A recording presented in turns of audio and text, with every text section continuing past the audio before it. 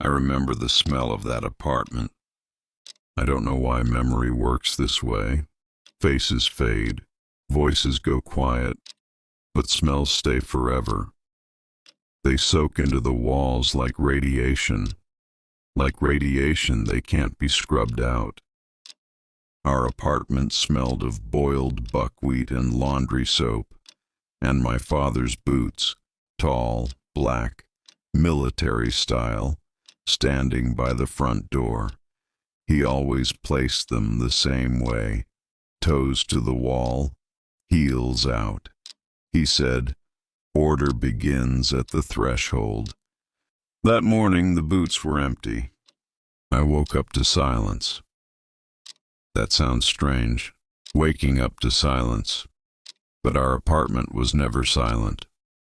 Mornings meant my father clanging the kettle in the kitchen, the radio murmuring something about factory quotas and the harvest plan, the sound of him shaving with the bathroom door open, the smell of his cologne drifting through the hallway. Mornings meant the apartment was alive. That morning, nothing, just the refrigerator humming in the corner. I got up.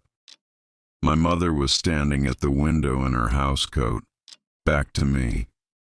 A cigarette between her fingers, a thin thread of smoke curling out through the open vent. My mother didn't smoke. I knew this with absolute certainty. She used to give guests a look when they lit up indoors, a look that sent them quietly out to the balcony without a word being said. "Mum." She turned, smiled, quickly the way adults smile when they don't want you to understand something. "You're up. Go wash your face. There's porridge on the stove." I washed my face, sat down at the table. The porridge was overcooked. She always made it right, every grain separate, but this batch had turned into a gray paste. I ate and watched her back. She stayed at the window. "Where's Dad?" Held up at his shift. That was all. I didn't ask again. I don't know why. Maybe it was something in her voice, the kind of voice you don't argue with. Outside it looked like any other April morning. The sky was gray, almost white. In the courtyard below, a neighbor was hanging laundry, bed sheets snapping in the wind. Two men were crouched over a motorcycle near the garages, arguing about something, the way men always argue about engines. Everything was exactly where it was supposed to be, except my father's boots were empty, and my mother was smoking at the window, and the porridge sat untouched on the table. Then our neighbor from the third floor knocked. Not the way you knock when you're visiting, that confident, casual knock. This was different, fast, quiet, the way people knock when they don't want the other neighbors to hear. My mother opened the door before he'd finished.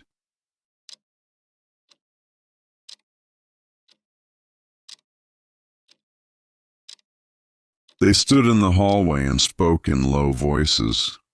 I sat at the table and pretended to eat. "At the station, last night, they're saying an explosion." "Misha, keep your voice down." The radio's saying nothing, but Petrovich heard from his son-in-law, the man called from there. "Sergei was on the night shift. He went in at midnight." Her voice didn't shake. That's what I remember most. Her voice didn't shake, but the cigarette between her fingers snapped in two. Our neighbor left. My mother closed the door, stood facing it for 10 seconds, then turned around and told me to get ready for school. I went to school. Half the class was missing. A lot of our fathers worked at the plant. Our teacher, Nadezhda Vasilyevna, spent the whole lesson staring out the window and called me by the wrong name twice. I ran home after. The stairwell smelled different. Something metallic, unfamiliar. I know now that my memory invented that smell. Radiation has no odor, no taste, no warning. But I remembered it that way. Like burnt wiring. Like something that cannot be undone. My father's boots were still by the door, toes to the wall exactly as he'd left them. I sat down on the floor next to them and waited. For those who didn't grow up in the Soviet Union, buckwheat porridge was a staple of every Soviet kitchen. The radio played every morning, state broadcasts about production quotas and agricultural plans. The cologne my father wore, Shipper, Kypri, was the standard Soviet men's fragrance, sharp and green, the smell of a million Soviet fathers getting ready for work. These are the smells of a world that no longer exists.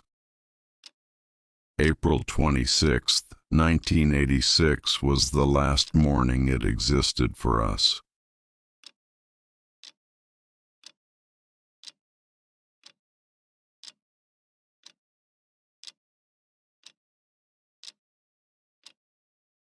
He didn't come home that day, or the next. My mother made calls from the payphone on the corner. Our home phone had stopped working, or maybe she just didn't want to talk in front of me. I'm still not sure which. She'd leave with a fistful of kopecks and come back empty-handed and say nothing. She'd put the kettle on, stare at the wall. I learned not to ask. On the third day, she took me with her. We rode the bus across town. I remember how packed it was, how no one spoke, how the air smelled of anxiety and cigarette smoke even though smoking on buses wasn't allowed. We got off at the hospital, a large city building with columns at the entrance and a red cross above the doors. Out front, a crowd had gathered. 30 people, maybe more, mostly women, some with children, all with the same expression, not crying, past crying, the kind of face that comes after tears run out and you don't know what comes next. My mother told me to wait outside. I waited. I counted pigeons on the ledge above the entrance. Got to 23 and started over. A girl about 6 years old stood nearby, holding her mother's hand, eating a bread ring, staring at me. I looked away. My mother came out an hour later, maybe 2. I had no watch, and time moved strangely that day, stretching, then skipping, like a film with frames missing. She said, "Everything is fine. Dad is in an isolation ward. It's a precaution. Everything will be sorted out soon." I asked, "Can we see him?" She said no. I asked, "Why not?" She took my hand and walked me toward the bus stop. On the way, she bought me an ice cream, vanilla in a waffle cone, the kind that cost 16 kopecks. I understood that meant no more questions. The evacuation was announced 2 days later. First came the rumors. Our neighbor Liuda said she'd heard from someone that they'd be moving the children out. Then came the local officer, Grigorenko, polite, in uniform, holding a sheet of paper. He spoke calmly, the way people speak about things that have already been decided without you. Temporary relocation, a precautionary measure. 3 days, a week at most. Documents, valuables, minimal belongings. 3 days. Everyone said 3 days. My mother packed in silence. One suitcase, large, brown, with brass latches. I watched her fold things and couldn't understand why so little. 3 days means 3 days. You could take more.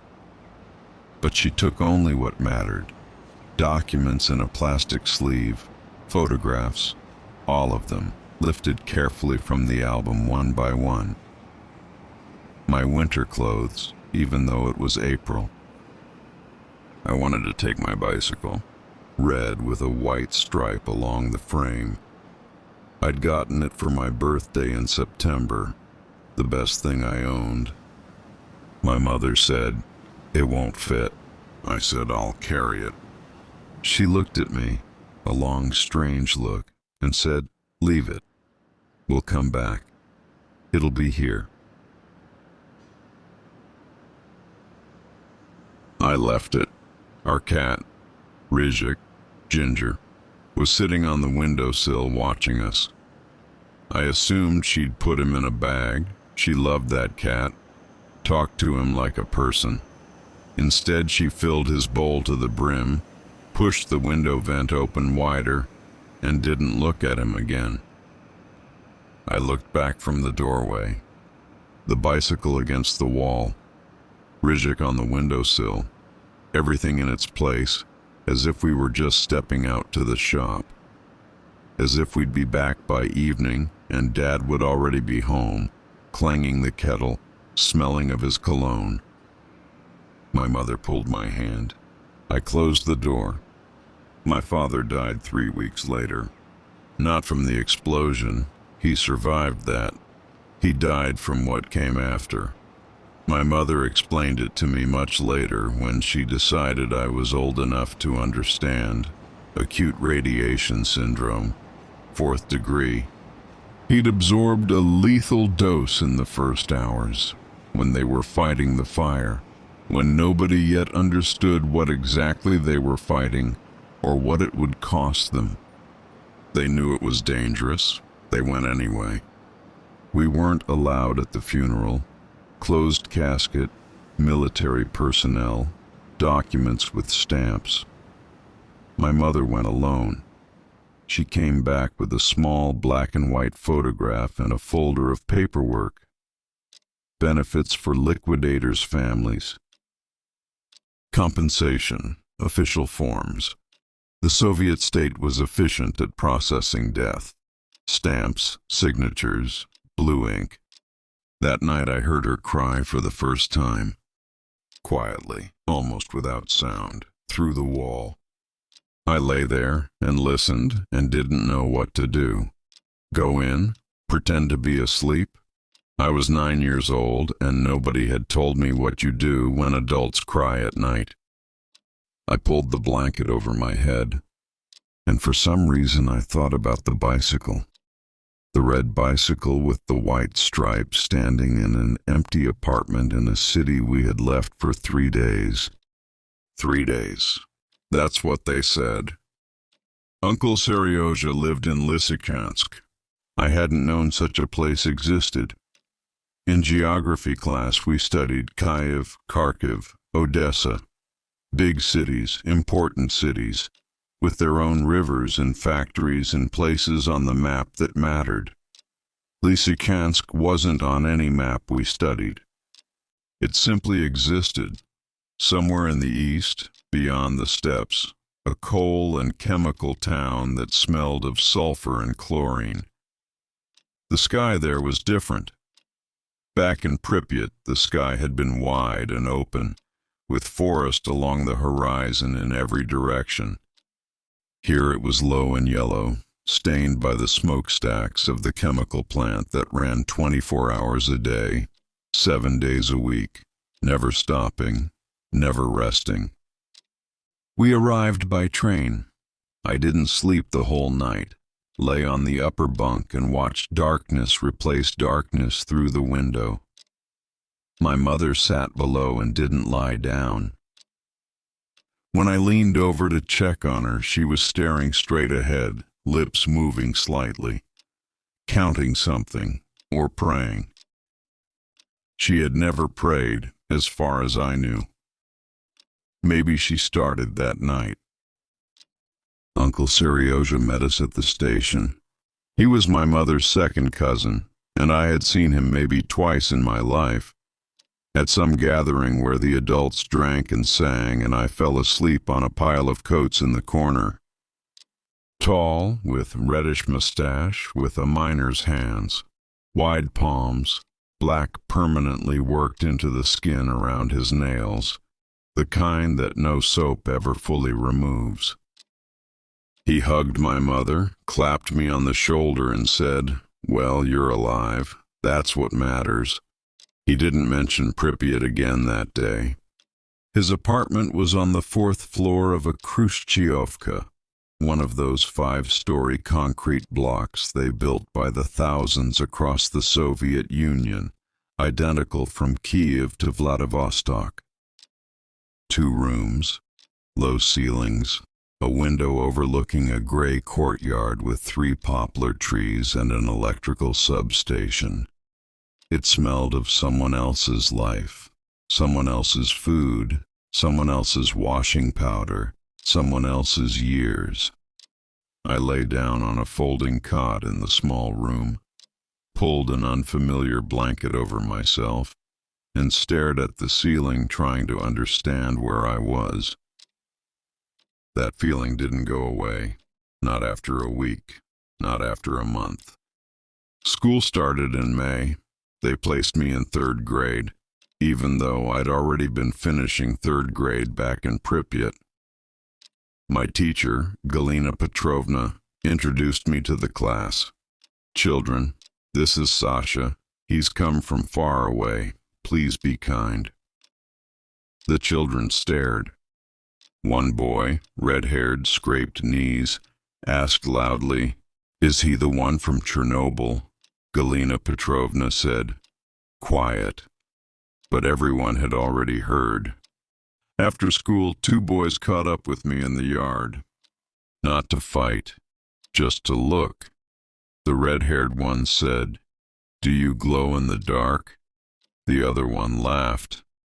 I didn't answer. I walked home. Uncle Seryoja was sitting in the kitchen eating soup, asked how school was. I said, "Fine."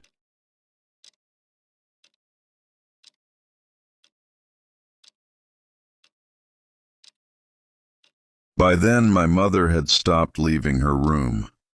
She lay facing the wall or sat on the bed with the folder of documents on her lap, sorting papers, reading, rearranging. Benefits for liquidators' families, compensation claims, requests to various government offices. Soviet bureaucracy was a vast, slow machine that demanded endless paperwork, and my mother fed it, submitted requests, received rejections, submitted again. It gave her something to do.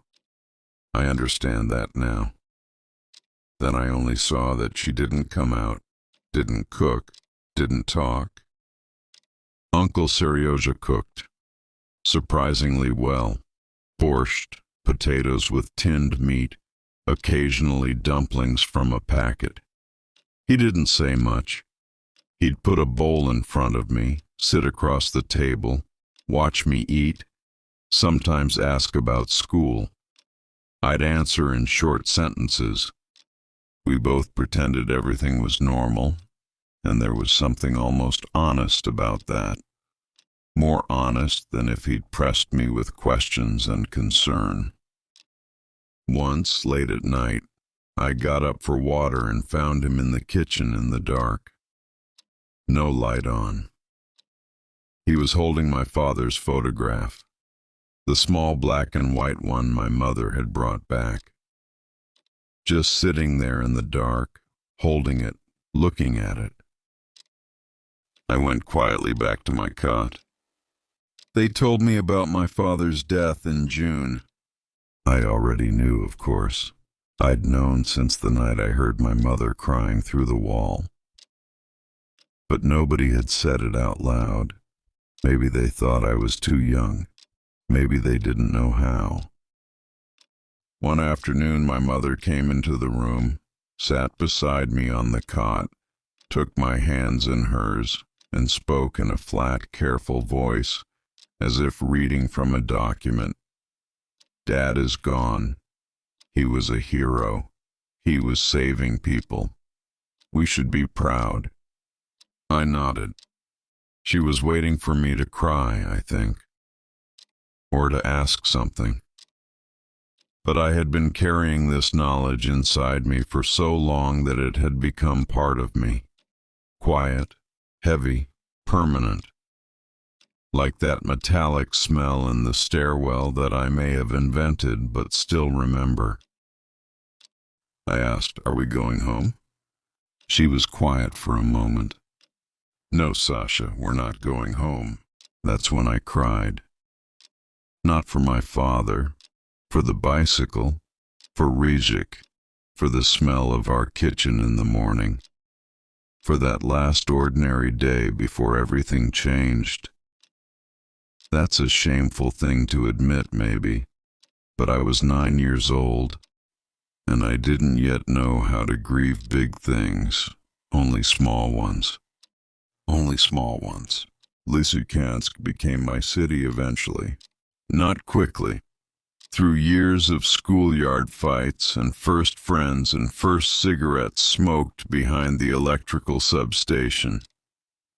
Uncle Seryoja stayed and we stayed with him, or he with us. I was never sure how to think about it.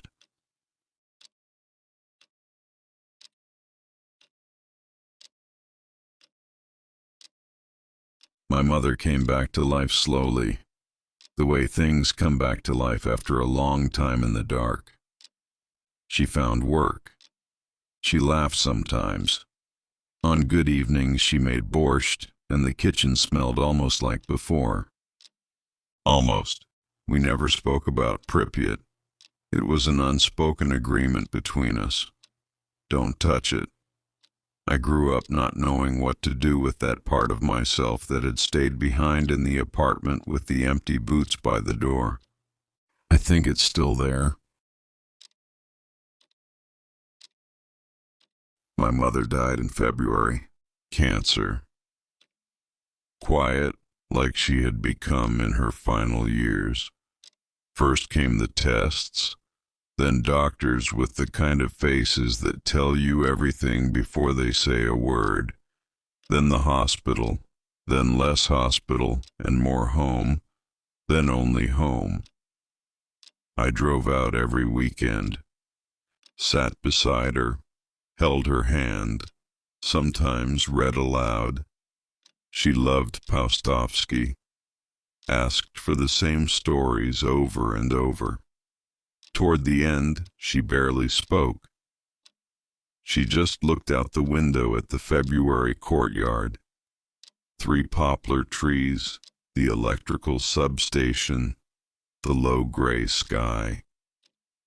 She died at night quietly. I didn't make it in time. Uncle Seryoja called at 6 in the morning. I sat in the kitchen of my rented room in Kharkiv, holding the phone, staring at a cup of tea I hadn't touched. The tea went cold. Outside it was just beginning to get light. The funeral, the paperwork, the apartment.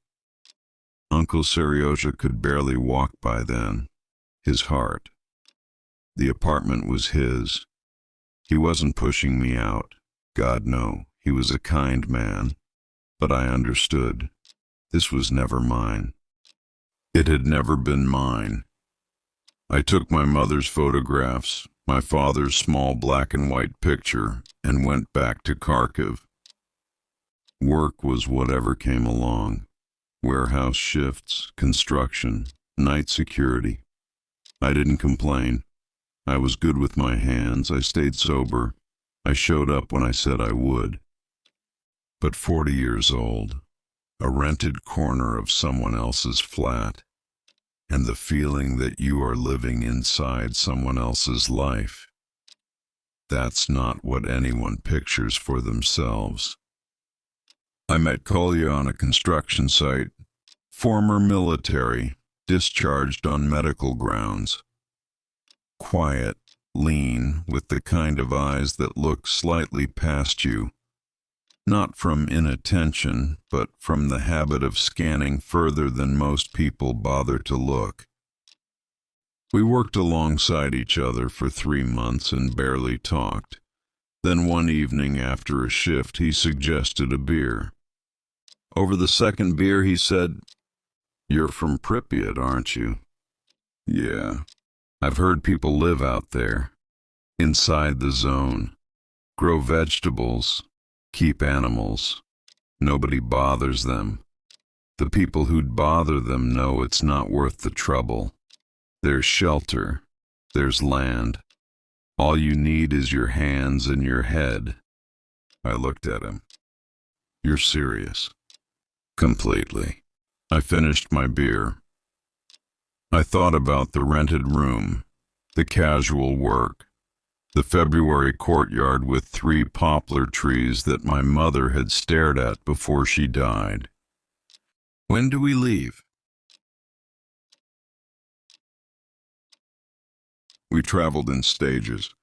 Kolya knew the route, not the official one through checkpoints with paperwork and permits, but his own way.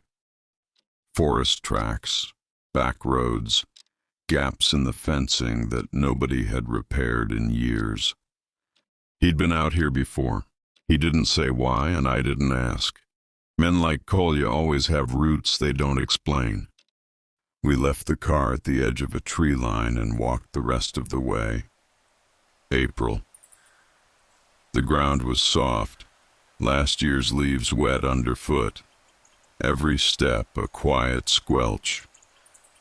The forest here was different. I felt it immediately. Not different the way forests are different from each other. Different in the way that silence is different from quiet.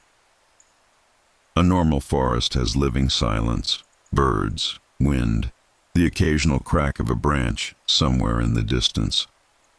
This silence was dense, like cotton wool packed around your ears.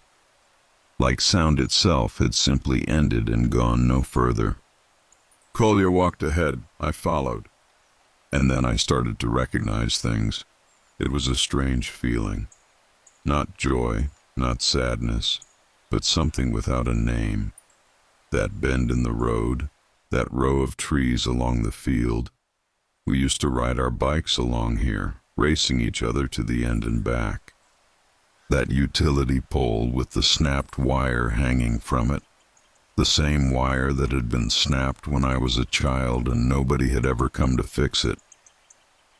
30 years had passed.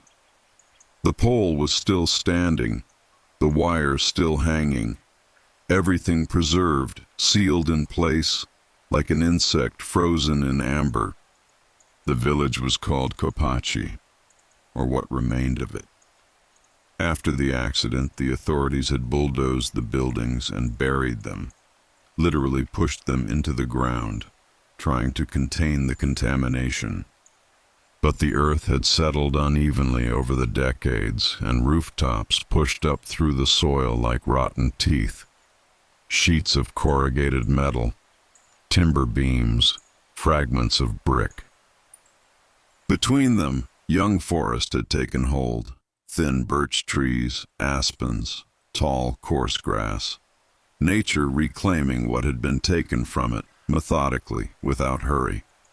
At the edge of the village stood a house, not buried, just abandoned. Solid, built from white brick, with wooden shutters that had warped and cracked but were still holding. The roof had sagged at one corner but was holding too. Kolya pushed the front door. It opened without a sound, as if it had been waiting. Inside was what you find in houses people left in a hurry. Dishes on the table, a mug with something dried and dark at the bottom, a calendar on the wall. May 1986, the page never torn off. A single child's felt boot under the bench. Someone's life, abandoned mid-sentence, like a book left open face down.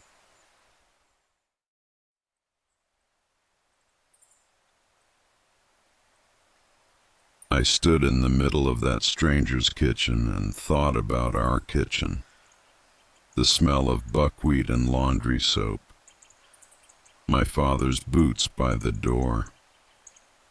"Not bad," said Kolya, checking the walls, pressing on the window frames. "Stove's intact.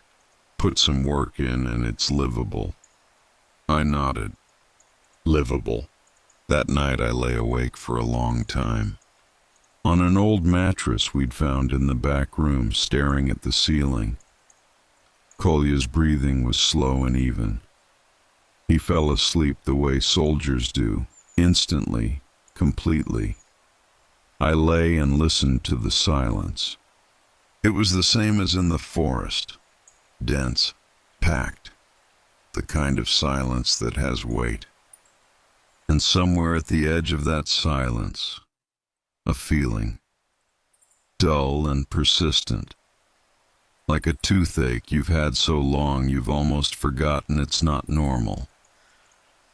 The feeling that outside, beyond the wall, beyond the warped wooden shutters, someone was standing.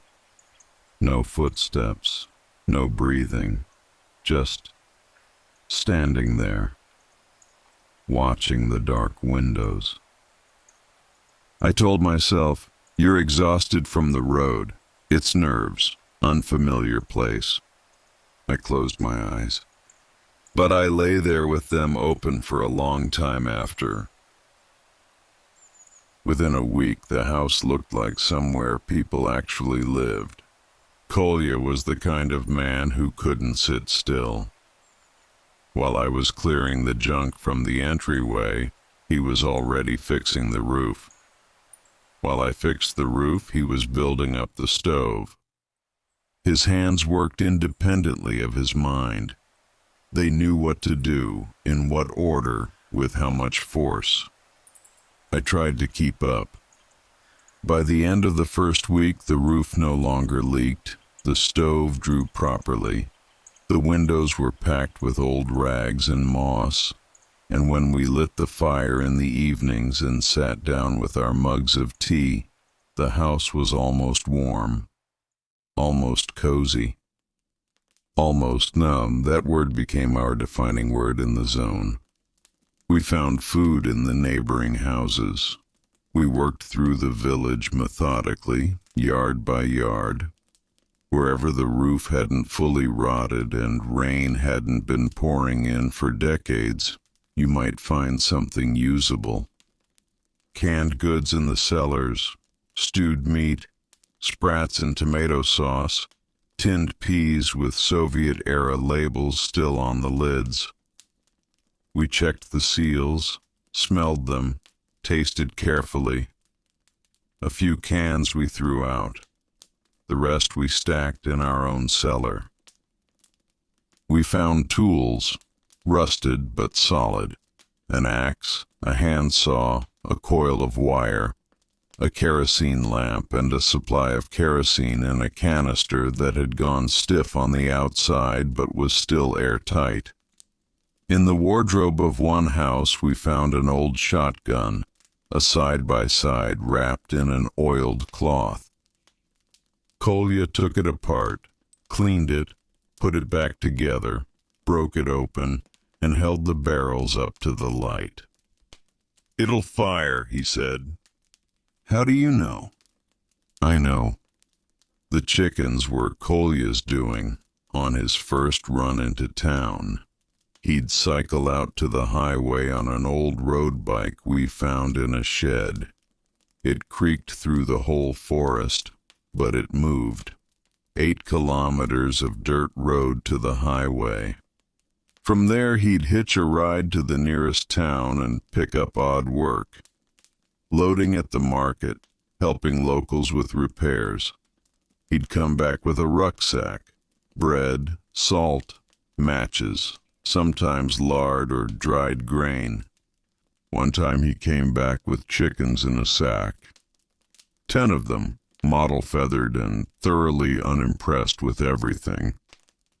We knocked together a hen house from planks, crooked but solid, and let them out into the yard. They scattered, pecked at the dirt, settled down. On the third day, they laid their first eggs.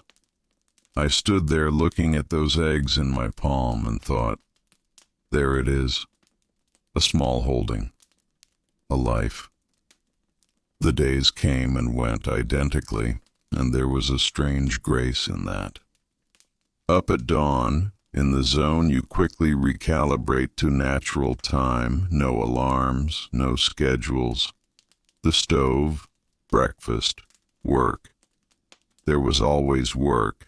The house demanded constant attention, like a living thing. A floorboard rotted through, a hinge fell off, water appeared in the cellar. Kolya handled the heavy jobs, I handled the fine ones. We barely spoke during the day. Each of us knew his role, did his part. In the evenings, we sat by the stove. Kolya sometimes pulled out a worn deck of cards and laid out a patience. I read.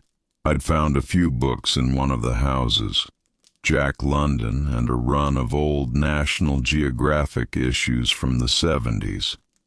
I read by the kerosene lamp, and it was good. Warm, quiet, the smell of kerosene and dry firewood.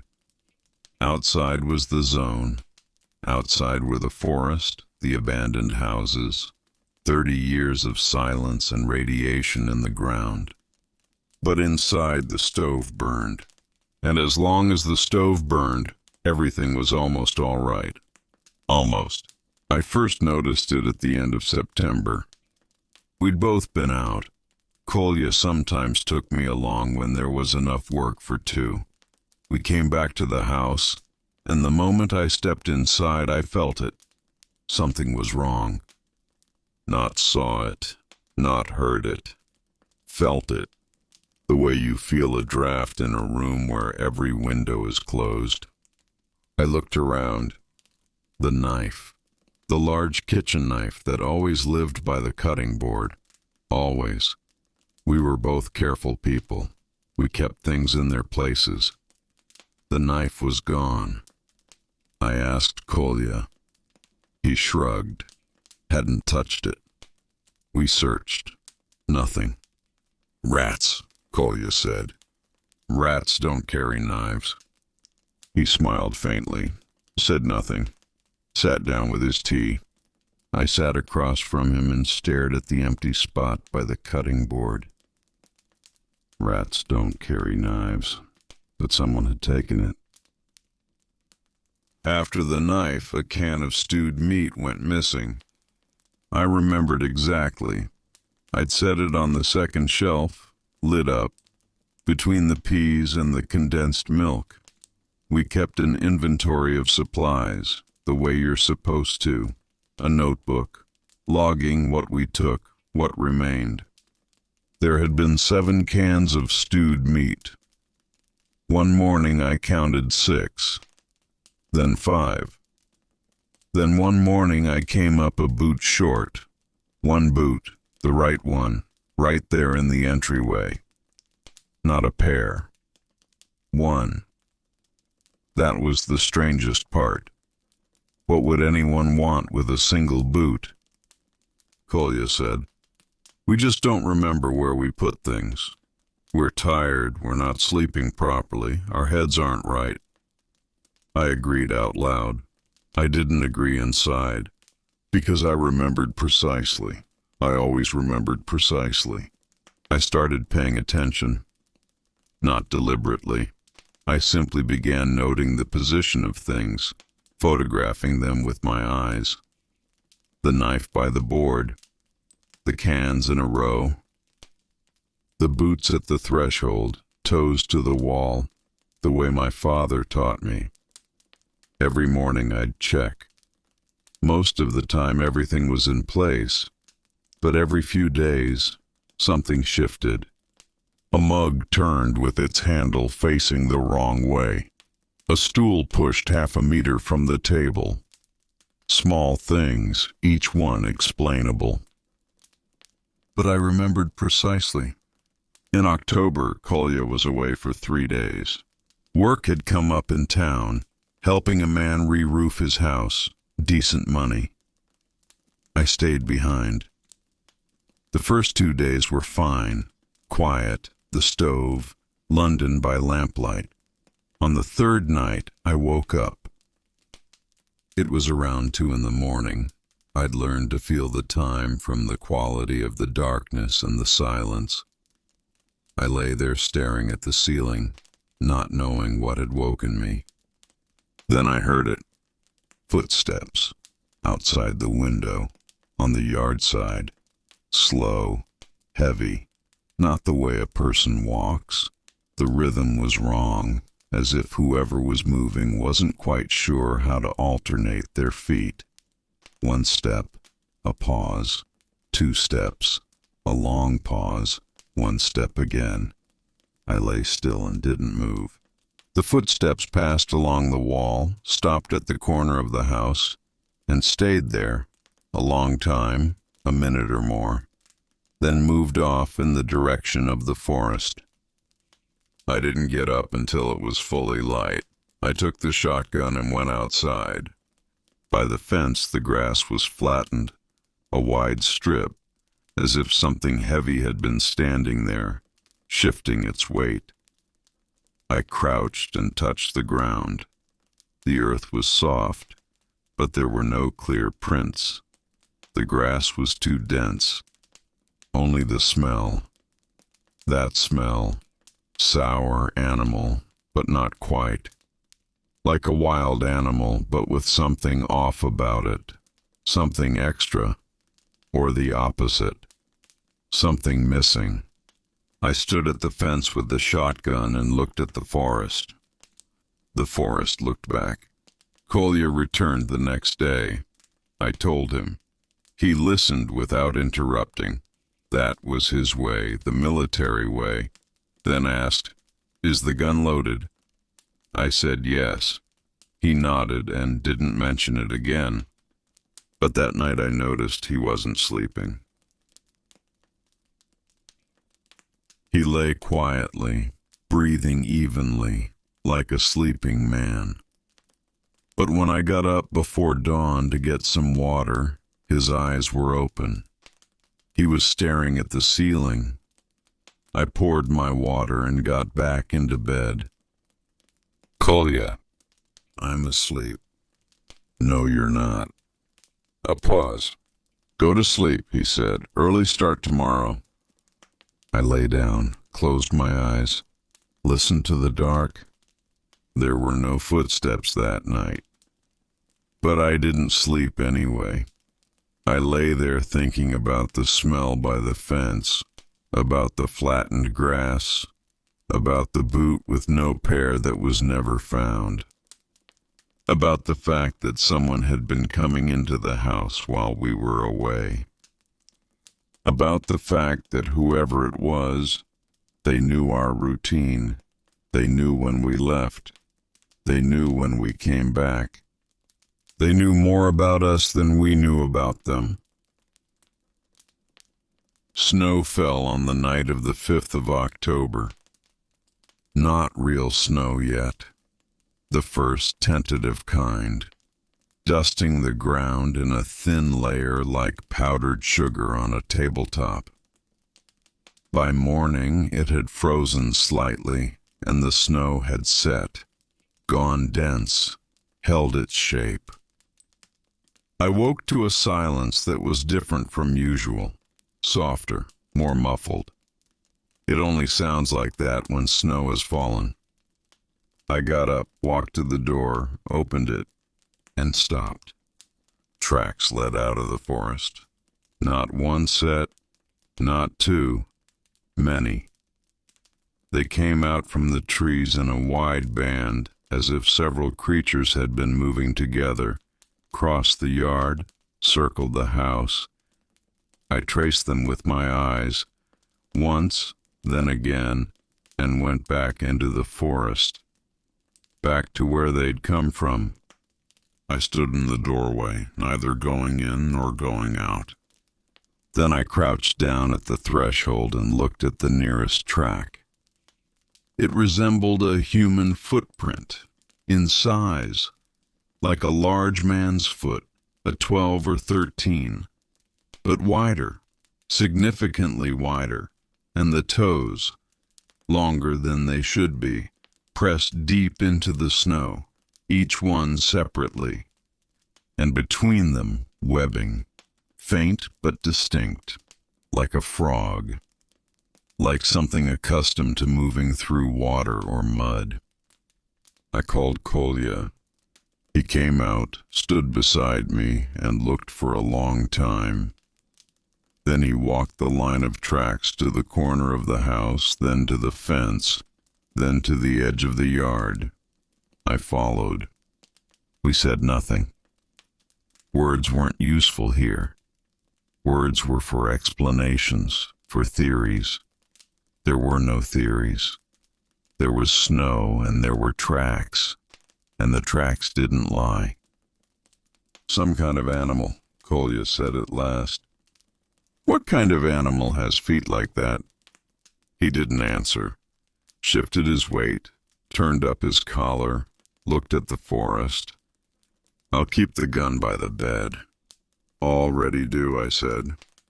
We went back inside. Kolya lit the stove. I put the kettle on. Everything as usual, everything in its order. Only we both sat straighter at the table than before, and both of us were looking at the window, not at each other. That same day we went into the forest for firewood. We always went together, for wood, for water from the stream, for anything that took us more than 100 meters from the house. It was an unspoken rule. We'd never discussed it, just arrived at it simultaneously. I knew the forest around the zone fairly well by then. Months of it had taught me the paths, fixed the landmarks in my memory. But the further you went from the village, the more the forest changed. I'd noticed it gradually, incrementally, the way you notice a neighbor has aged, each day the same, and then you look and understand that something is wrong.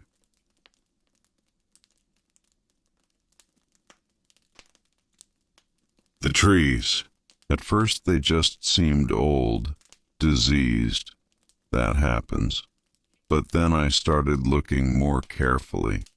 Birches with twisted trunks, not bent by wind, but wrung, like wet laundry being squeezed out. Pines with growths along the bark, large, lumped, and if you stared long enough, the growth began to look like a face, a nose, a brow ridge, closed eyes. I told myself, pareidolia, the brain finds faces everywhere. I told myself that, and still tried not to look at those trunks for long. And in certain places the grass grew in rings, perfect circles, as if drawn with a compass. Inside the ring the grass was different, darker, coarser, taller. Kolya walked around those rings. I walked around them with him. That day we cut our wood, bundled it up, and started back. Then Kolya stopped. I almost walked into him. I'd been following behind with my head down, watching my feet. What? He didn't answer. He was looking right toward a gully. I looked the same way. Something stood between the trees, dark, large. At first I thought a moose. Then it turned. The moose had 3 antlers. One grew as it should, upward and outward. The second grew down and forward directly into the lower jaw, and the jaw had fused around it, permanently, completely, bone flowing around bone. The third antler was small and undeveloped, jutting from the center of the forehead like a stub of broken branch. The moose's eyes were different sizes. The left one, normal, dark, wet. The right one twice as large, bulging, almost white. The moose looked at us. We looked at the moose. Then it turned and walked into the forest. I saw that its hind legs had grown together. Not entirely, but enough that it rolled with each step, like a sailor on a deck. It moved slowly. It wasn't afraid of us. It was simply leaving because it had decided to. Kolya and I stood there for another 3 minutes without speaking. "Let's go," he said at last. After the moose, we started looking more carefully. That was a mistake. When you start looking carefully, you start seeing, and seeing here was better done sparingly. Birds. I'd always loved birds. As a child, I knew their names, could tell them apart by call. The birds here were different. A magpie with 4 wings, 2 normal ones, 2 small and undeveloped, jutting from its back like broken stumps. It flew strangely, in lurches, as if something kept pulling it down. A crow with no feathers on its head, bare pink skin, eyes clouded, sitting on the fence and not flying away when I approached, just watching. Foxes. One morning we found one by the stream, alive but motionless. It lay on its side and breathed. The fur had come away in patches, and beneath it was something wet and dark. I crouched down beside it. The fox looked at me. Its eyes were pale, almost white, like watered-down milk. Kolya said, "Step back." I stepped back. He raised the shotgun. A shot in the forest is loud. The sound strikes the trees and rolls outward, far and farther still. Then the silence that follows is denser than it was before. We didn't speak about it for the rest of the day. The mushrooms appeared in November. They grew along the north wall of the house where it was damp and shaded. At first I didn't notice. I thought they were ordinary. Then one night I went outside and saw they were glowing. Faintly, a bluish light, like foxfire in old timber, only brighter, the size of a fist, some of them the size of a head. I stood and looked at them in the dark, and they glowed, and nothing else around them did. In the morning I cut them down with a spade and buried them far from the house. 3 days later, new ones had grown. We saw the person at the end of November. We were walking along the gully, me in front, Kolya behind. I heard it before I saw it. A strange sound, wet, smacking. I stopped, raised my hand. Kolya halted. In the gully, 15 meters away, something was crouching. Naked. In November. In the frost. Naked. Back to us, hunched low over the ground. Eating something. The hands moved quickly, animal quick, scooping and pulling toward the mouth. The sound was coming from there, that wet, smacking sound. I snapped a twig underfoot. The thing went still.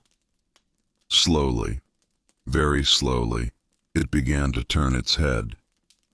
A wide face, too wide for a human.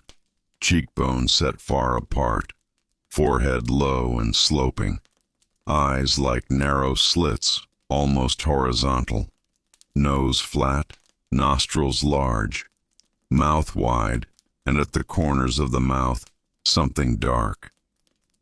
It looked at us. I didn't breathe.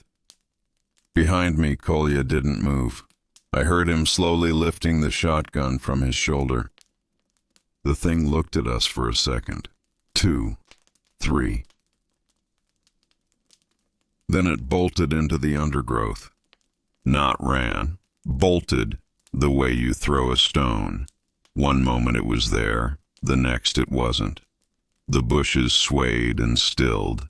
Silence came back instantly, like a door slamming shut. We stood above the gully for a long time. "Let's go," Kolya said. His voice was even, military. Only the muscles in his jaw were working. "Was that a person?" He was quiet for a moment. "It was," he said once. We went home, quickly, without talking. I tried not to think about the wet smacking sound, about what exactly it had been eating there in the gully, in the November frost, about its eyes, those narrow slits that had looked at us without fear, without any fear at all. First the eggs started disappearing. Every morning I'd open the hen house and come up short. 1, 2, sometimes 3. The hens were alive and unharmed, sitting on their perches and watching with that blank composure chickens apply to everything. But no eggs. I checked the nests, checked the corners. Nothing. Kolya went around the outside of the hen house, checked the boards, the gaps. Everything was nailed tight. Everything held. "Maybe they're eating them themselves," he said. "Hens don't eat eggs. The ones here might." I didn't answer. The ones here. We'd started using that phrase more and more. The birds here, the animals here, the forest here. As if the zone were a separate country with its own laws and its own inhabitants. Which it probably was. Then one morning I found 2 of the hens. What was left of them, rather.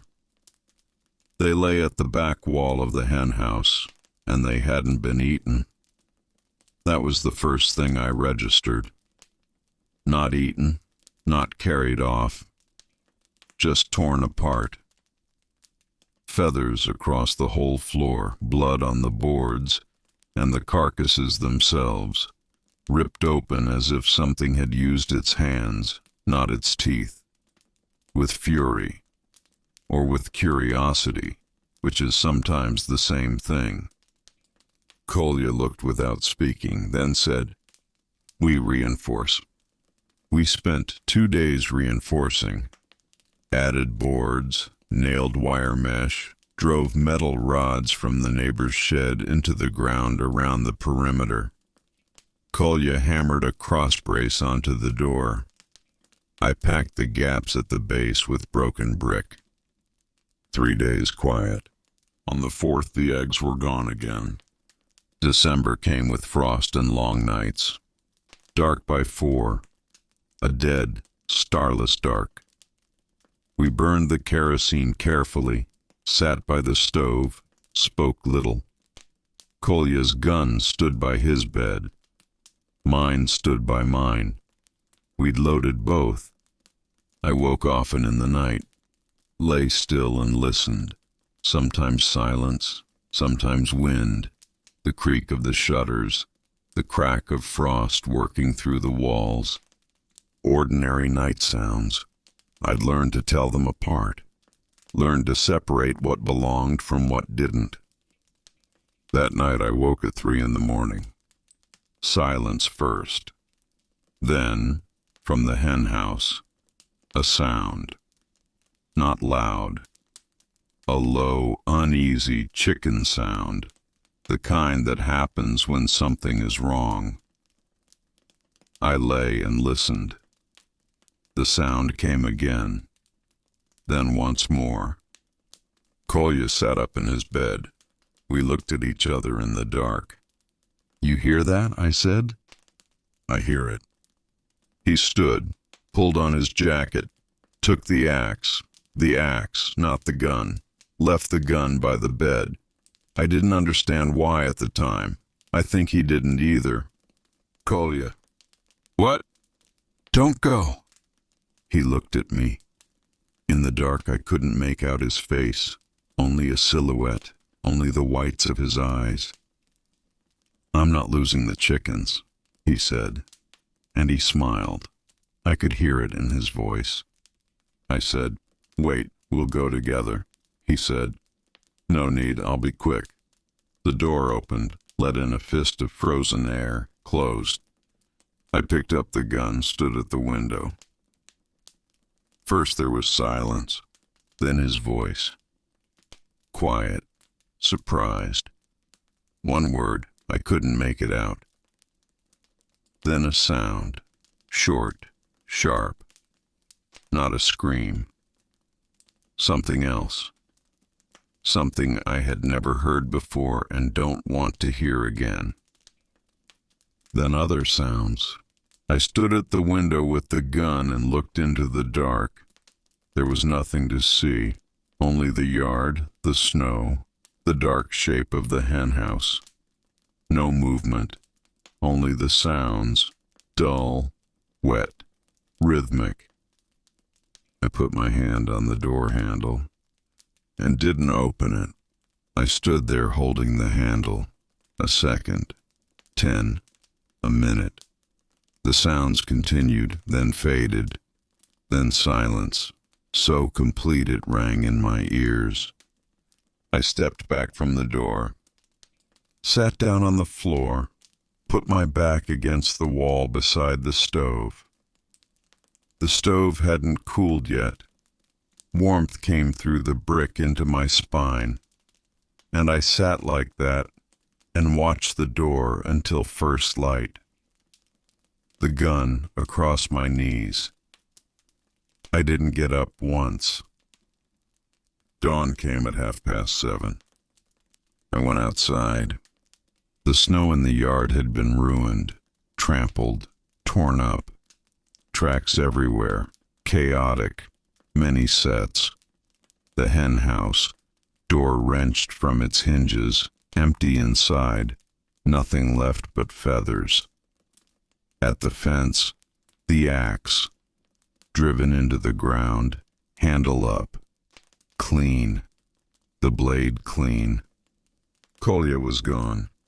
I stood in the middle of the yard and looked at the axe. Then at the forest. The forest was quiet and dark and had no intention of explaining anything. I went back inside, packed a rucksack, documents, 2 days of food, ammunition, a photograph of my father, nothing else. Went out, closed the door behind me, why I don't know, habit. Looked one last time at the house, at the hen house with its door torn off, at the tracks in the snow, at the axe by the fence,